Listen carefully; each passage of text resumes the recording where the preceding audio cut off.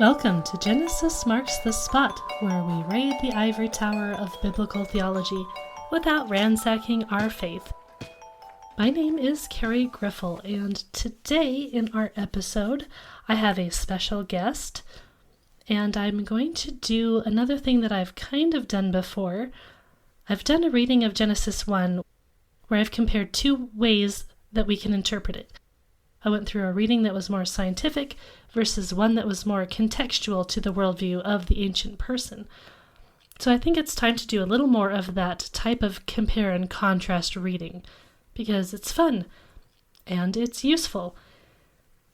So we're going to read two different translations, and we're going to talk about Genesis 1 versus Genesis 2, although we're not going to get too far into that conversation just yet, because turns out Genesis 1 is pretty interesting and there's a lot to say about it. So this will be continued later. But I have been joined today with my friend Geoff Johnson, and we have picked two different translations, and we're going to each read the version that we've picked, and then we're going to talk about those versions. There's no shortage of places you can hear about the first few chapters of Genesis. I really don't want to reinvent the wheel here, but at the same time, this is a podcast where I'm centered on Genesis, so it's pretty essential we do our own deep dives here. So there's a couple of points to what I'm doing here and why. For one thing, I just enjoy reading scripture out loud with people and talking about it, because every time you do that, you tend to get kind of a different perspective, and you might see things in a way that you've not seen, and other people will comment on things that you've not thought about before. And scripture is kind of meant to be read out loud, so that's also part of this. But also I want to talk about Genesis 1 and Genesis 2 with other people, because a lot of people think that Genesis 1 and Genesis 2 are related, and of course they are, but how are they related? Are they the same story from a different perspective? Is Genesis 2 zoomed in from Genesis 1? Are they different authors? Were they written in different time periods? We have all of these questions, and I think that by reading the chapters together and reading them in different versions and really delving into the meaning and purpose of the text that we can see, we can kind of come up with some of these answers. We might be wrong. It's always possible that our interpretations are wrong. And so that's part of why we want to read over and over and talk to other people, because by doing that, there's a possibility we get more right as we read and as we study and as we understand. And if we don't get more right, we might be able to let go of our preconceived notions a bit and decide that maybe we don't need to have such firm answers for everything all the time. That's part of the goal of my study for me personally. The more legitimate possibilities I seem to come across, the more I realize I'm not all that infallible in my own interpretation, and that's really not a bad thing. But anyway, in this episode, we're pretty much just going through Genesis 1 and touching a bit on Genesis 2, and we will be getting more into that comparison as we move forward with another reading in another episode. But for now, I hope you can enjoy this one, and I hope it might be a little bit enlightening. And I hope maybe this encourages you to do some public reading with friends or Bible study partners as well. Okay, so I am here with my friend Geoff Johnson, and we are going to be reading Genesis 1, and we're going to be comparing them, and we're going to be looking at different translations in those chapters. So I'm going to go ahead and let Geoff introduce himself and talk a little bit about what he does and where you can find him online.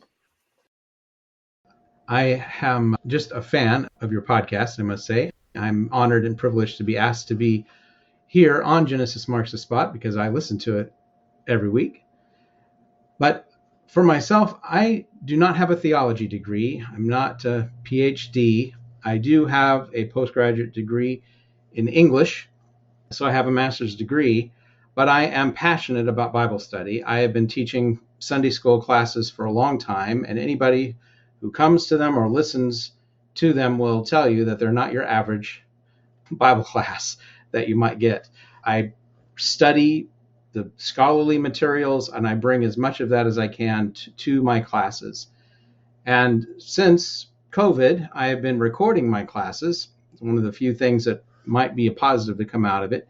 And about 2 months ago, I started sharing a polished version of my class material online at the Storeroom of Scripture on YouTube. So if you look on YouTube for Storeroom of Scripture, you'll find it. And I've been sharing my classes there. We're just finishing up the book of Daniel right now and going to start. Might have enough hubris to think that I can actually tackle the book of Revelation. So we're starting that next week. And that's my class is normally a book by book study in the scriptures. I'm not always in eschatology like I have been with Daniel and will be with Revelation.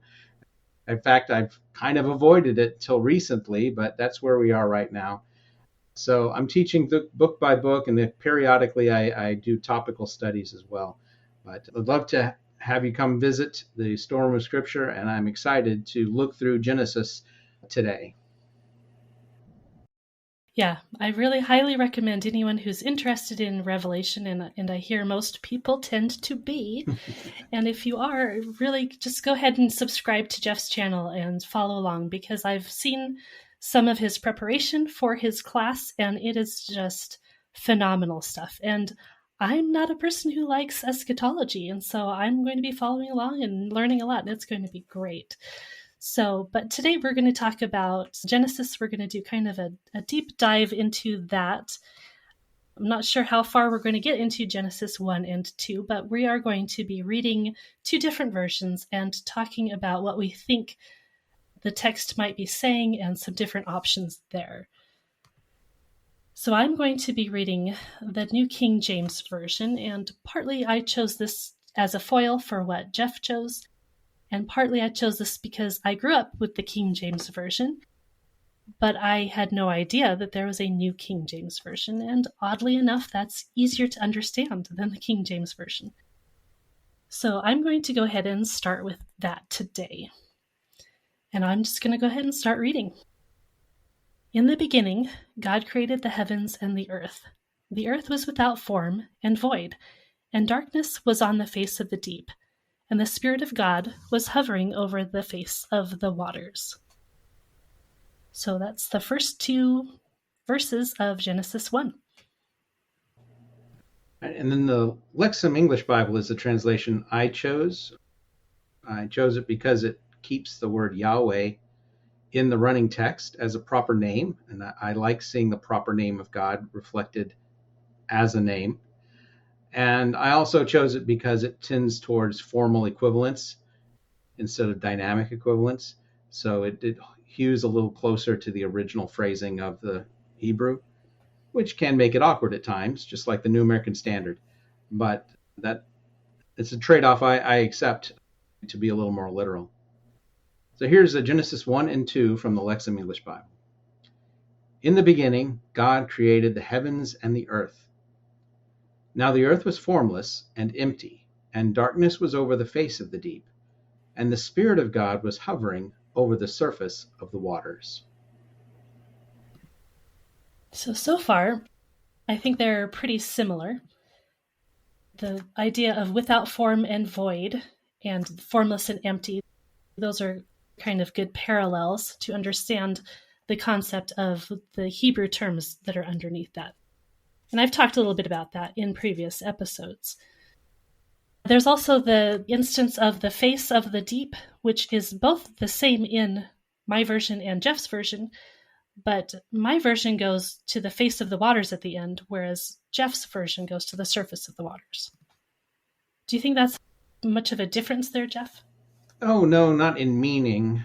The face of the waters, the word face in Hebrew is used for any kind of surface. The face of a building would be its wall, the face of this or that. It's just a flat surface. So it doesn't mean much, but I do like the imagery. Hebrew is just always using metaphors to describe things. And the face of the earth is one example. It is the word in Hebrew is literally the same word that you would use to describe someone's literal face, their eyes and nose and mouth of a person. So it is that word, the word for face, but it's used metaphorically here to talk about the surface of the water. It's also used otherwise for the surface of the earth. It is that thing that's on the top, the flat part that you can see with your eyes. And in that way, it's like our face, because that's our surface. That's the thing that you can see about other people and look in their face and see what's there.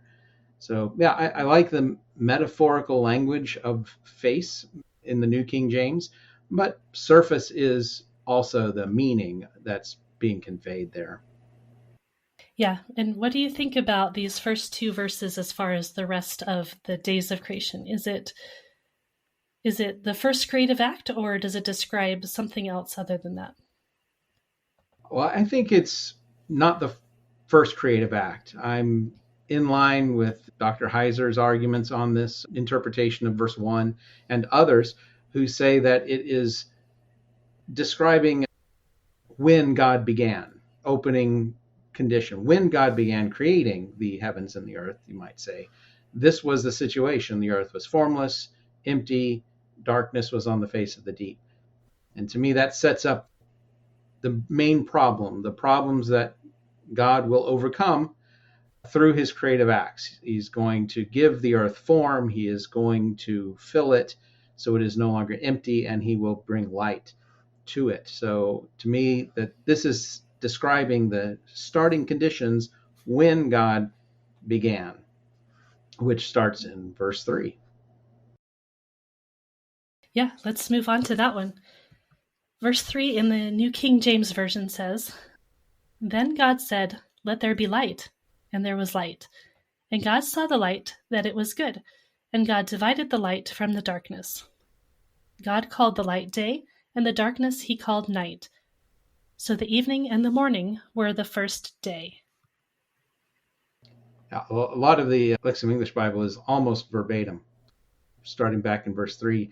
And God said, "Let there be light." I wonder how many translations have something else there. I mean, that's just like, "let there be light" is like the quintessential what God said in creation. So that is what it says. God said, "Let there be light." And there was light. And God saw the light, that it was good. And God caused there to be a separation between the light and between the darkness. And God called the light day, and the darkness he called night. And there was evening and there was morning, the first day. Yours has just a few more words, but otherwise it seems pretty similar. I think the Lexham English Bible with "caused there to be a separation" is trying to pick up on the Hebrew verb form, which is a causal form. In Hebrew, different verb forms, one can mean it's something done to me, and another can mean it's something I did to someone else.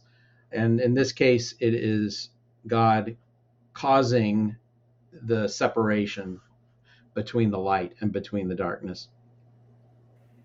So would you say that's more of a focus on God or the fact of the separation, or do you think it matters?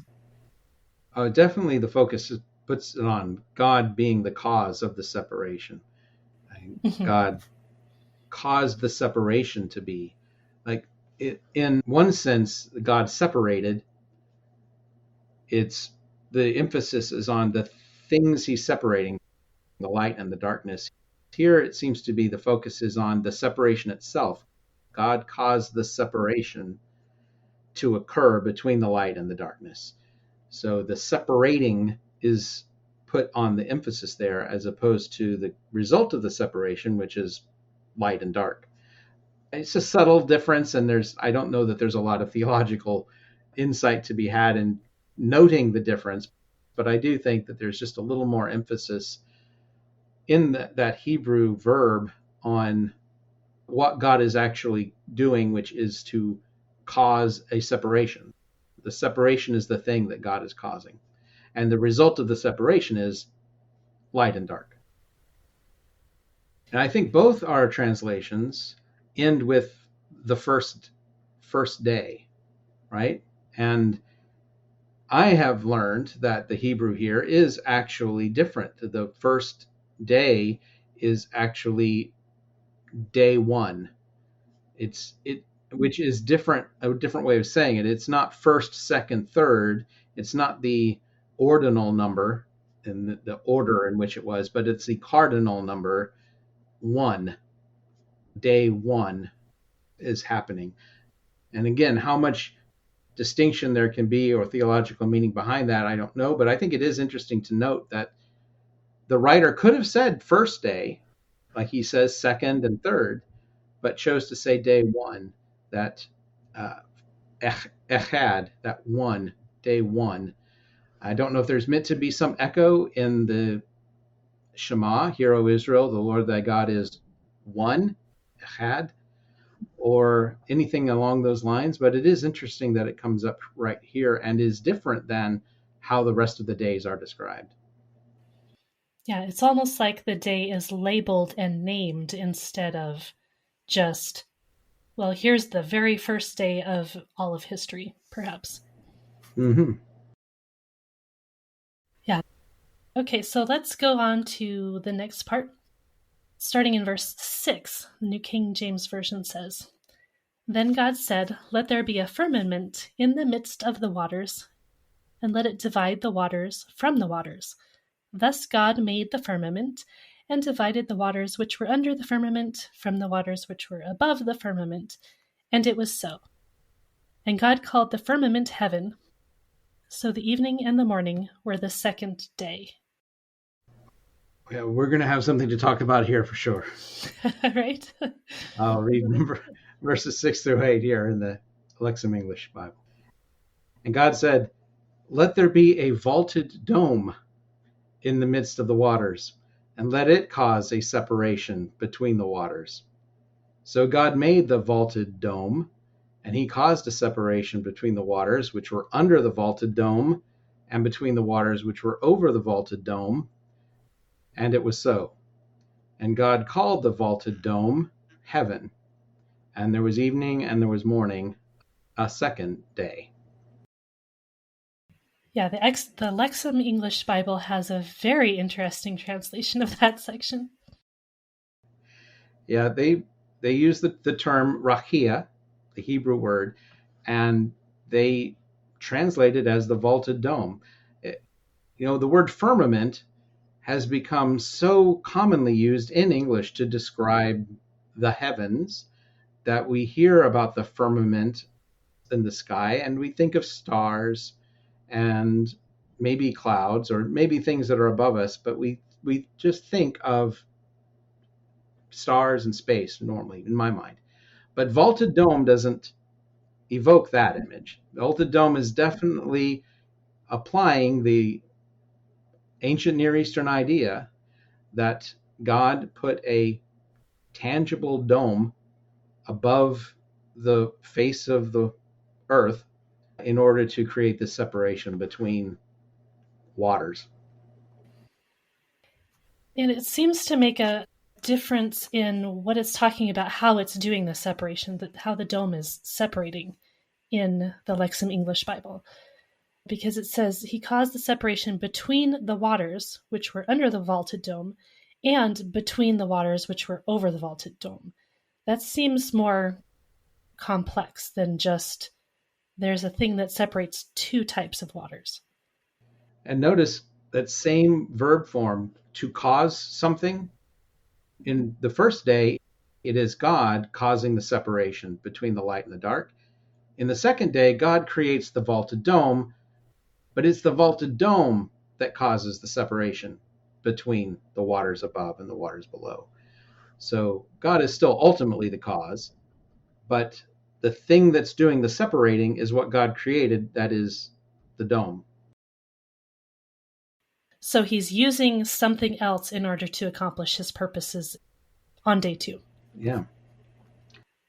I was listening to something recently about these words that are connected to the vaulted dome and the separation.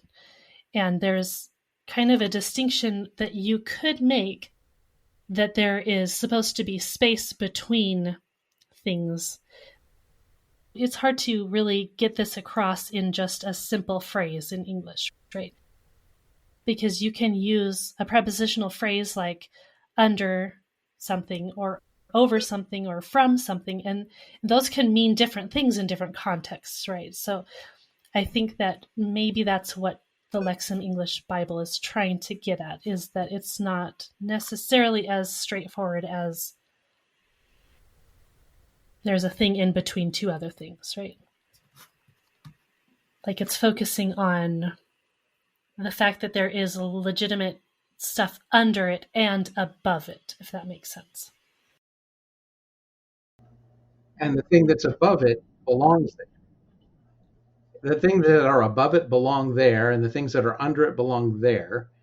And God has created a separation between them because it would be improper for the things below the dome to be above it and for the things above the dome to be under it. That, I think, is kind of the premise behind the sin of the watchers in Genesis 6, that there's a separation between the beings that properly reside above the firmament in the heavens and those beings, us humans, who live beneath the firmament on the earth. And those sons of God in Genesis 6 violated that separation by coming to earth without invitation. God does send angels, beings that reside above the firmament. He does send angels to earth to interact with people on various missions to communicate with us on one thing or another. But these sons of God in Genesis 6, without invitation, without reason or proper cause, violated that separation, and then violated it beyond just coming to earth, but then reproducing with human women. That was a total violation of the separation that God had intended. And I think it does trace its way all the way back to God creates this rakia, the vaulted dome, and says things belong above it and things belong below it, and that's the way they should be. Now, I also think, thinking about the distinction, God made that distinction to be temporary. He separated the heavens from the earth for a purpose and for a time. But he had, from before the foundations of the earth, been planning to unite heaven and earth through his son. That's from Ephesians chapter 1. So this separation was always meant to be a temporary condition for a purpose, his own purposes, but it was meant to be eliminated, removed, that distinction removed eventually in his own time and in his own way through the Son, through Christ.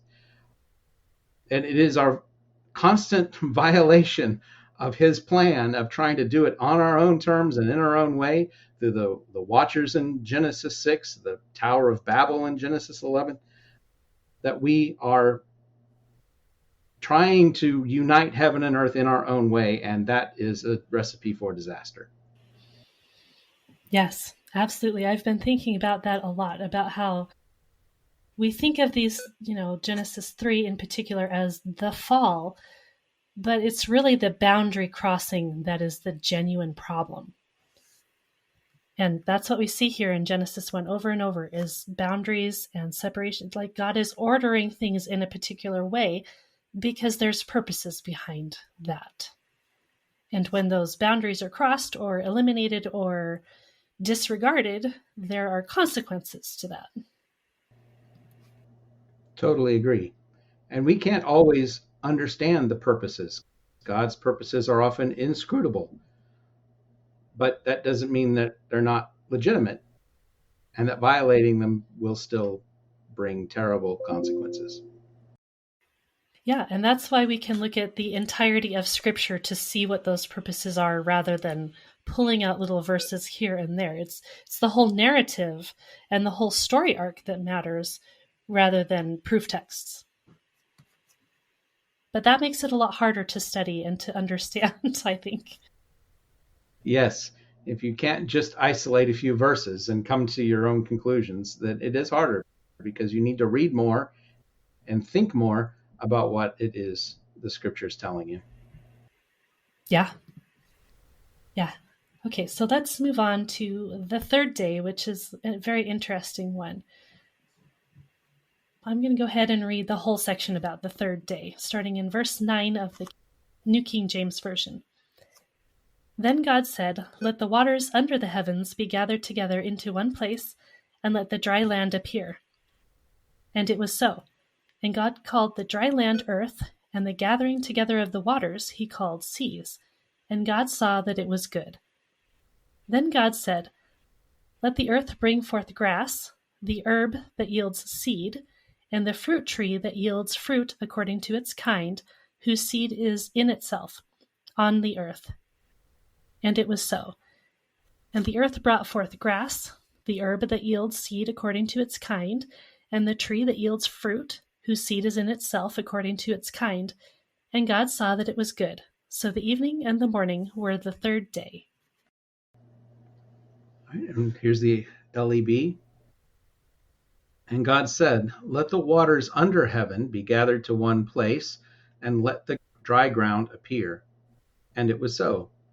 And God called the dry ground earth, and he called the collection of the waters seas. And God saw that it was good. And God said, "Let the earth produce green plants that will bear seed, fruit trees bearing fruit in which there is seed, according to its kind, on the earth." And it was so. And the earth brought forth green plants bearing seed according to its kind, and trees bearing fruit in which there was seed according to its kind. And God saw that it was good. And there was evening and there was morning, a third day. Now, I'll just interject here, and I'm borrowing a little bit from what we talk about with chapter 2. But notice how on each of these days, God is calling the light day. On day 1, he makes the separation. He calls the vaulted dome heaven, verse 8. And then in verse 10, he calls the dry ground earth, he calls the water seas. When he creates Adam and puts Adam into the garden, and then he starts creating the animals, he brings them to Adam to see what he will call them. I'm just struck when I saw this the first time that God is inviting Adam to join him in naming things, because that's what God has been doing through all of the first chapter, is naming the things that he creates. But here in chapter 2, or when we get to chapter 2, he creates Adam, and then he still creates the animals, but he shares the responsibility by giving Adam the task of naming them, calling them something.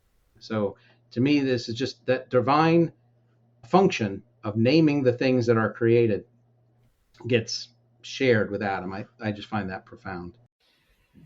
Yeah, we don't tend to think of names as too important these days. Like, they might matter a little bit if you want your kids to have an interesting name or a unique name or maybe a family name. But back in the day, back in the ancient time, naming things was a way to have power over them and dominion over them. So I feel like that's part of mankind's dominion over creation as well. That's true. So we have the different words for the vegetation in my version and your version. Mine says bringing forth grass, and the herb that yields seed, and the fruit tree that yields fruit according to its kind, whose seed is in itself. And yours says green plants that will bear seed, fruit trees bearing fruit in which there is seed.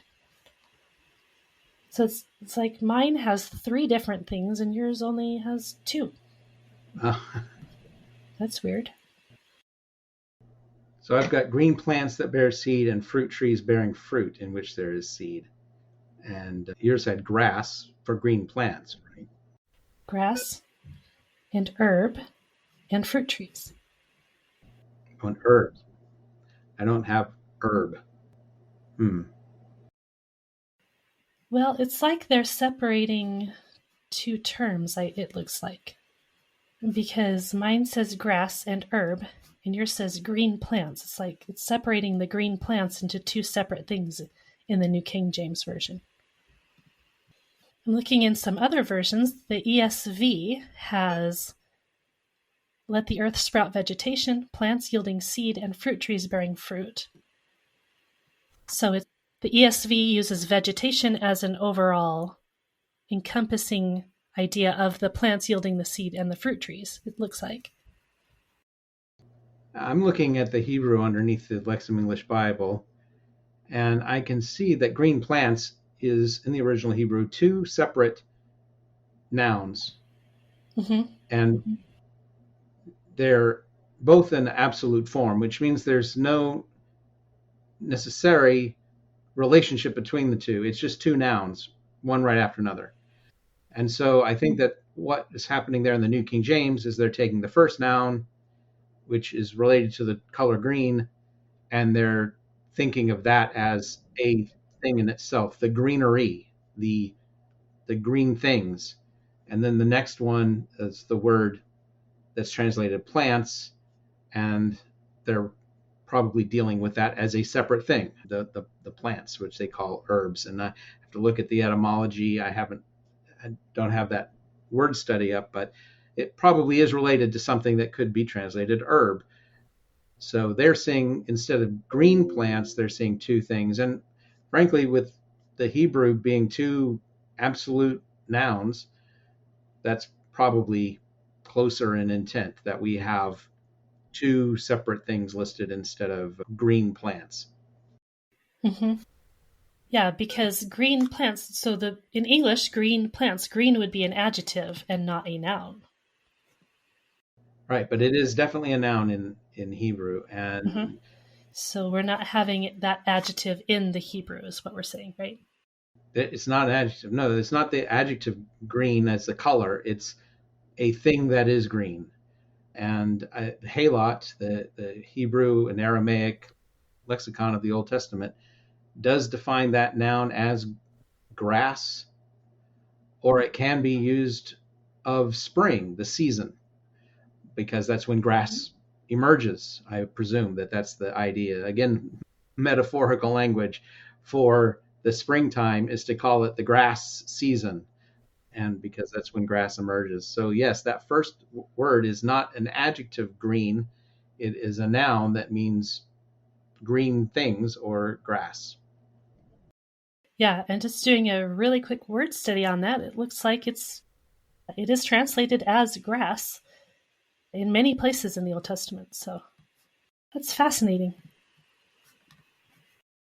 One thing I'll note talking about Hebrew language here is that the word seed, zarah, is used not just for plants, but for people.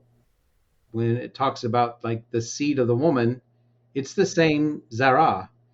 In Hebrew, there seems to be a concept that human reproduction and plant reproduction and animal reproduction are all a process of planting seed and growing from that seed. And so when it talks about the plants reproducing according to its kind, that is like similar language to humans producing an image, like when it talks later in chapter 4 about Adam and Eve, and they have a son who is in their image. That's because he came from their seed, and they reproduce according, humans reproduce according to our kind, just like the animals reproduce according to their kind. That is the idea. It's your seed, zarah, that is what carries on to the next generation. All right, so awesome. This is good stuff. So let's move on to the fourth day. In the New King James Version, we're starting in verse 14. Then God said, "Let there be lights in the firmament of the heavens to divide the day from the night, and let them be for signs and seasons, and for days and years, and let them be for lights in the firmament of the heavens to give light on the earth." And it was so. Then God made two great lights, the greater light to rule the day, and the lesser light to rule the night. He made the stars also. God set them in the firmament of the heavens to give light on the earth, and to rule over the day and over the night, and to divide the light from the darkness. And God saw that it was good. So the evening and the morning were the fourth day. And the LEB says, "And God said, let there be lights in the vaulted dome of heaven to separate day from night, and let them be as signs, and for appointed times, and for days and years. And they shall be as lights in the vaulted dome of heaven to give light on the earth." And it was so. And God made two great lights, the greater light to rule the day, and the smaller light to rule the night, and the stars. And God placed them in the vaulted dome of heaven to give light on the earth, and to rule over the day and over the night, and to separate light from darkness. And God saw that it was good, and there was evening and there was morning, a fourth day. The first thing always strikes me as I'm reading through this passage is the whole second-handed way the stars get mentioned. At the end of verse 16. Oh yeah, and there were some stars too. Oh, yeah, there's stars. There's stars. That is amusing, and yes, it seems like that's probably quite purposeful, especially with how, humanity has been enamored with the stars for all of history. We still are, and of course, ancient people assigned those to be particular meanings for deities and other things. So I think there's probably a real reason that they are understated in chapter 1 here. Absolutely. The sun, of course, is usually the lead god of any pantheon, the sun god, whether it's Apollo or Ra or whatever. The sun god, if not the top dog, is right there in the top three of whatever pantheon we're talking about. And it is definitely a point of the writer of Genesis 1 that the sun is nothing more than a functionary for Yahweh. God is the top dog. The sun is just performing a function that God has assigned to it. Same with the moon and the stars. Yeah, they're no different than how the firmament or the vaulted dome or the rakia, God is using that for his own purposes. He's doing the same thing here. Right. And in fact, in day one, God separates, causes to be separated the light from the darkness. And here he creates the sun and the moon to separate the light from the darkness in verse 18. So, like he will do with man, in which he does part of the creation and then he lets man function in naming it, here he is creating the sun and the moon, and he says, okay, I've got the separation in place, but I want you to help me maintain it. And I'm going to give you authority to maintain that separation from light and darkness so that you can function in that way. So it's one of the quandaries in this passage is, what does it mean for the sun and the moon to rule? In what way do they rule things? If they're just a ball of gas and a bit of rock in the sky, how is God giving them rulership? Well, of course, I don't think the ancient world imagined them to be a ball of gas and a rock. They did affiliate those things with divine beings. Even if they weren't themselves divine, they were put in motion by divine force. But here, he is still giving them rulership. And I think we can still read that effectively as the fact that was how the day and the night happened. The day and the night happened because the sun comes up and the sun goes down. So the sun has that influence over day and night. And so in that case, the day and the night are defined by the motion of the sun. And so that is how they rule. Also, the appointed times. How do you know when it's a Sabbath day? Well, because the sun has gone up and gone down 7 times. We know that it is a certain day because we look at the heavens and we count the motion of the stars, of the sun, of the moon. How do we know that it is Rosh Hashanah? How do we know it's the day to celebrate the trumpets? Well, because it's the new moon. We see the moon in its certain phase, and then we know it's time to do this. So they definitely did rule those appointed times because that's how they were determined. Yeah, they didn't just mark a paper with some squares and numbers. That's not how they kept their calendars. No, they kept their calendars in giant circles of stone, like Stonehenge. Right? Yeah. Very physical and practical for their day-to-day lives because they were very wedded to those cycles in ways that we're not really like that today. No, there are probably people who live in a town like New York City who barely see a star, Mm-hmm. maybe not even see the sun. They're inside all the time.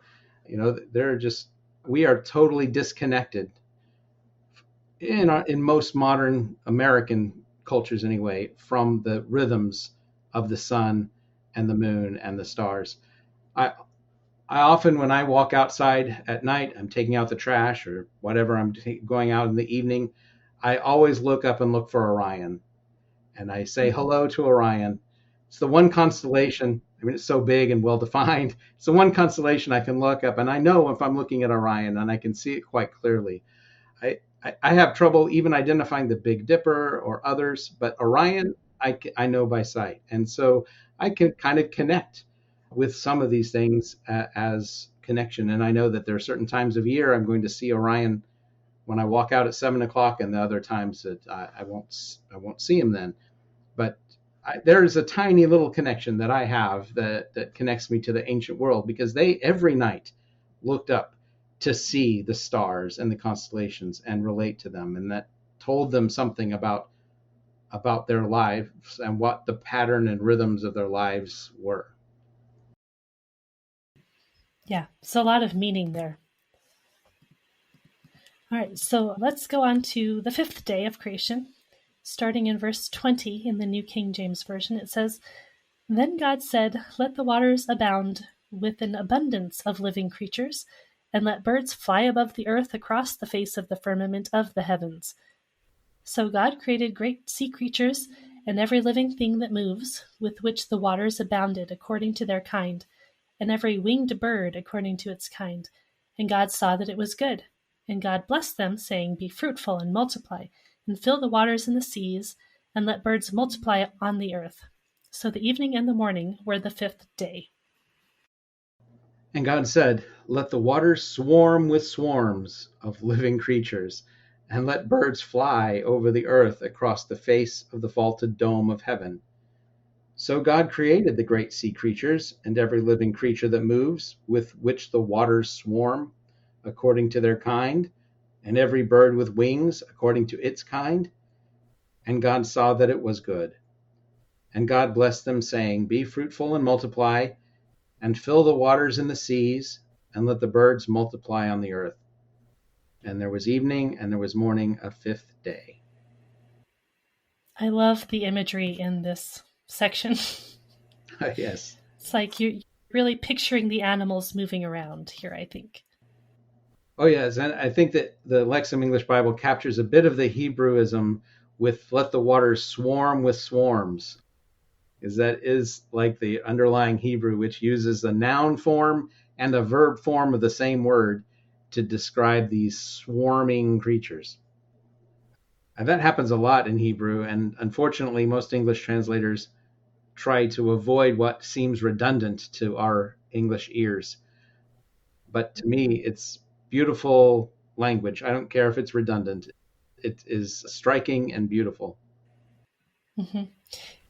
Yeah, it kind of hits your brain in a different way, I think, when you see that language like that.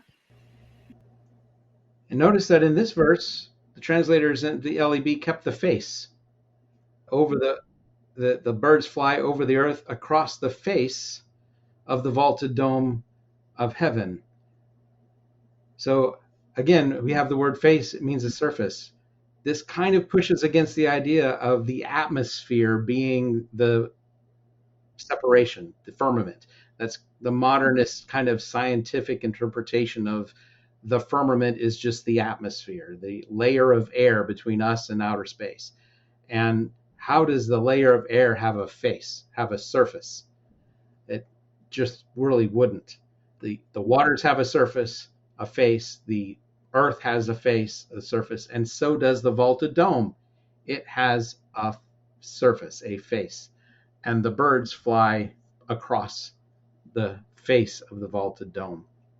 And the stars are in the vaulted dome.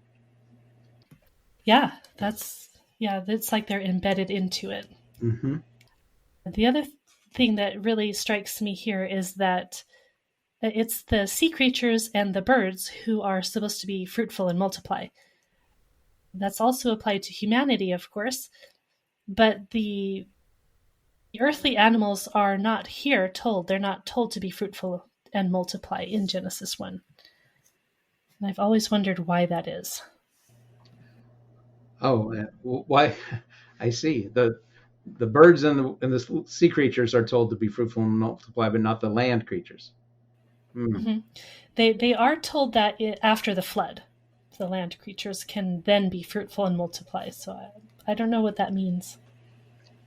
That's a moment for meditating, noticing something Yes. like that, and then meditate on it. I have wondered, what is the connection between water creatures and birds? Why are they created together on the same day? But to me, it is sort of like the water creatures live in the waters below, and the birds, they don't quite live in the waters above, but they're close to it. And a flock of birds flying in the air does resemble a school of fish swimming in the sea, in that they all move together in generally the same direction. If you disturb it, they all turn and swim off in the same direction in the water, or they fly off in a similar direction. So a flock of birds and a school of fish do have a lot of affinity to each other, and they do move in groups normally. So it's just interesting that these sort of flocking or swarming creatures of the sky and of the sea are together, one affiliated with the waters below and one loosely affiliated with the waters above the firmament. Yeah, I think this is really good evidence for the idea that the first 3 days are the environments being created, and the second set of 3 days are the environments being filled up. Agreed.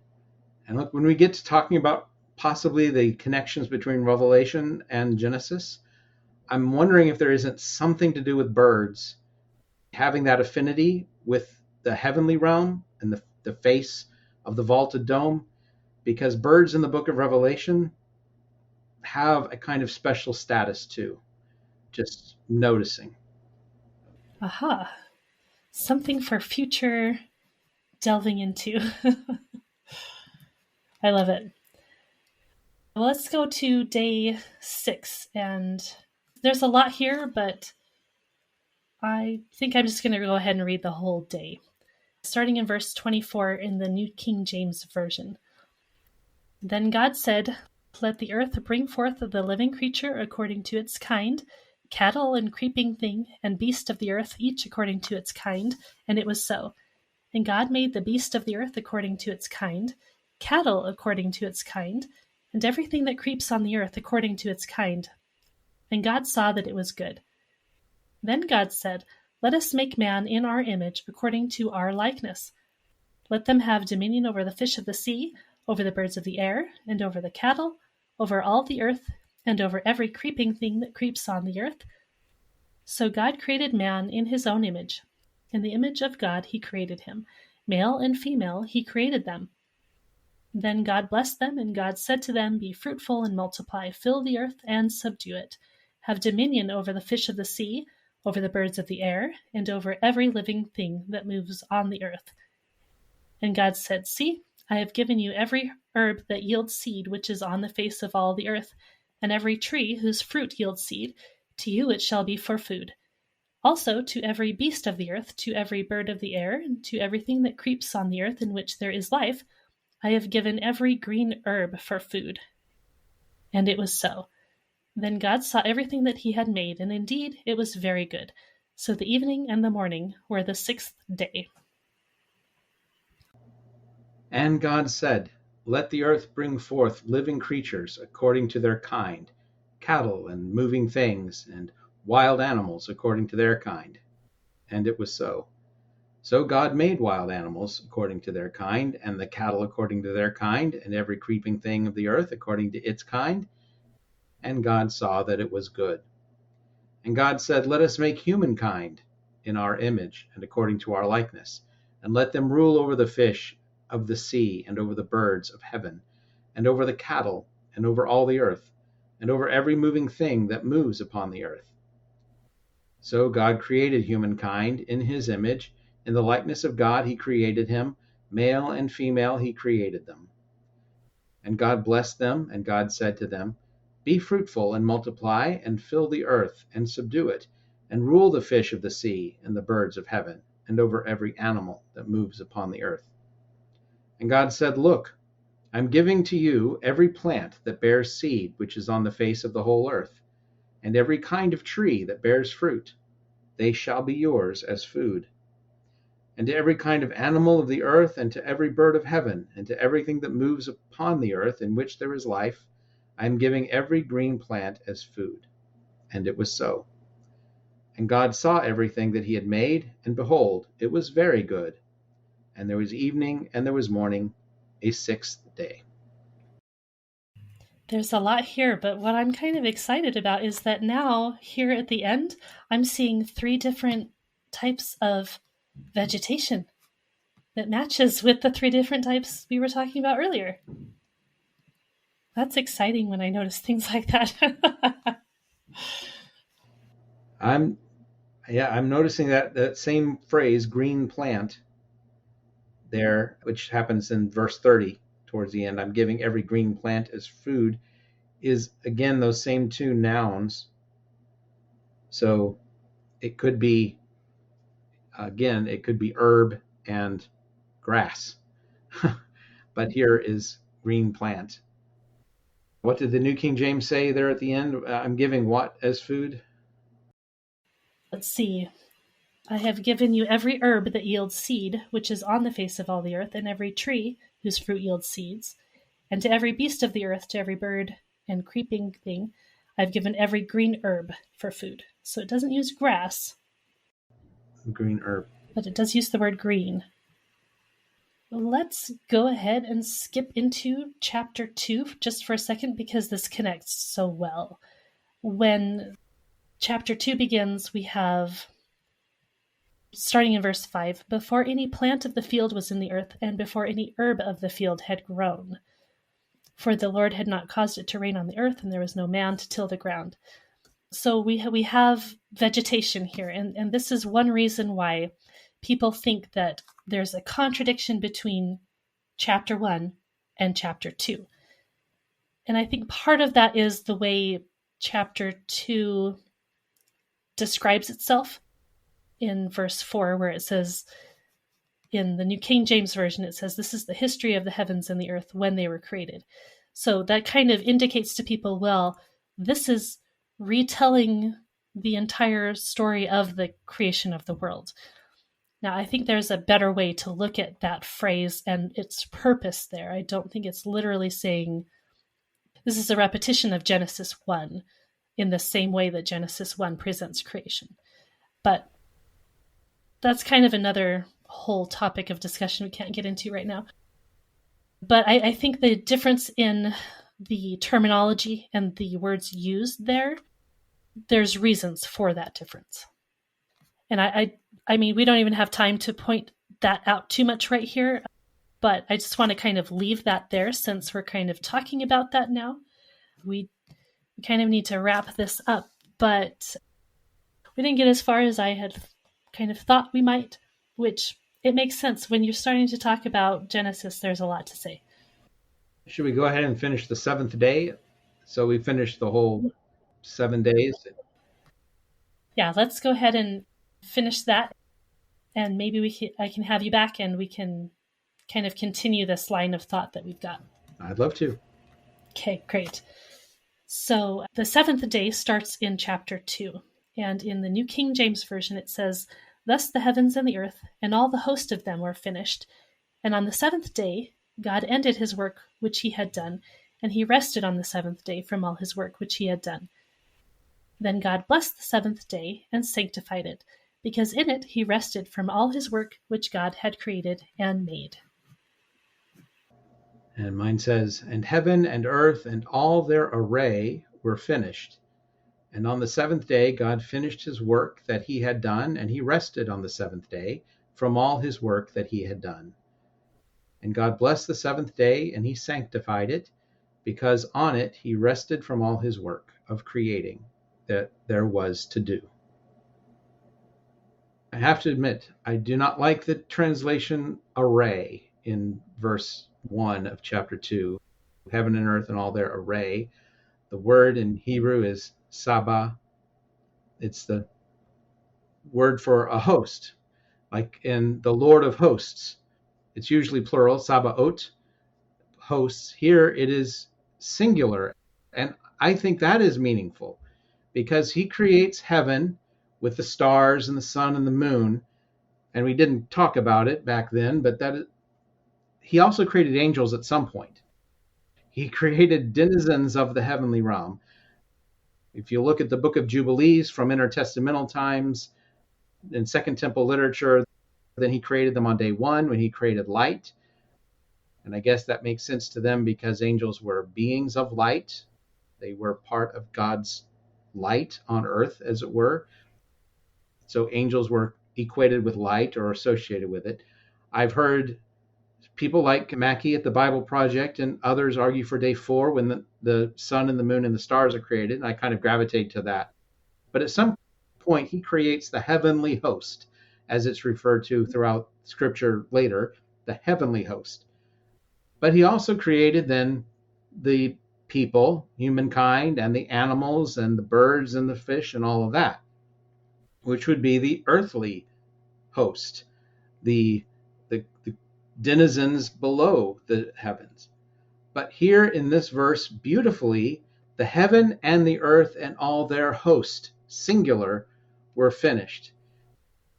There is a sense in which all God's created beings are part of his one and whole host.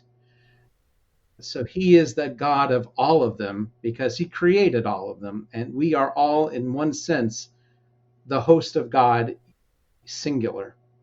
So to me, that is a beautiful way of communicating that here in chapter 2. Yeah, that's a great thing to be ending on because we tend to have these separations of things, which rightly so to some degree. But at the same time, we are all God's creations and we are all part of that working out of what God is doing in creation, in both the heavens and the earth. And that's such a great thing. But yeah, so we've kind of run out of time, and I thank you, Geoff, for joining me today. And I hope you'll join me again as we continue on to Genesis 2, because there's more that I think that we need to connect with there. Absolutely. Thank you. It's been my pleasure. No, thank you. Okay, well, that is a wrap for this episode. And I want to again thank Geoff for coming on the podcast and reading with me. I know that there were a few things that occurred to me that I hadn't thought about before, and I hope that the same can be said for you, or at least that something was brought to your mind in a really helpful way. Thank you once again for listening, and thank you to those who share the episodes, who have enjoyed the episodes, who have rated the podcast, and thank you to those who have emailed me and reached out to me to give me encouragement, because that is really useful. For those just tuning in, I hope you are enjoying the content, and for those who have been listening for a while, I hope you are still enjoying the content. I do have a new website up. I'm still maybe working on the domain name. I am in the process of getting my website completely functional and with the transcripts there and everything, so you can find all of the things in one place. You can actually review on my website. You can give me your email address so that you can be notified of special things going on and receive a newsletter that I'm going to be doing. I have a Patreon set up as well, and I have a whole list of other things I'm going to be doing in connection to the podcast. So stay tuned, and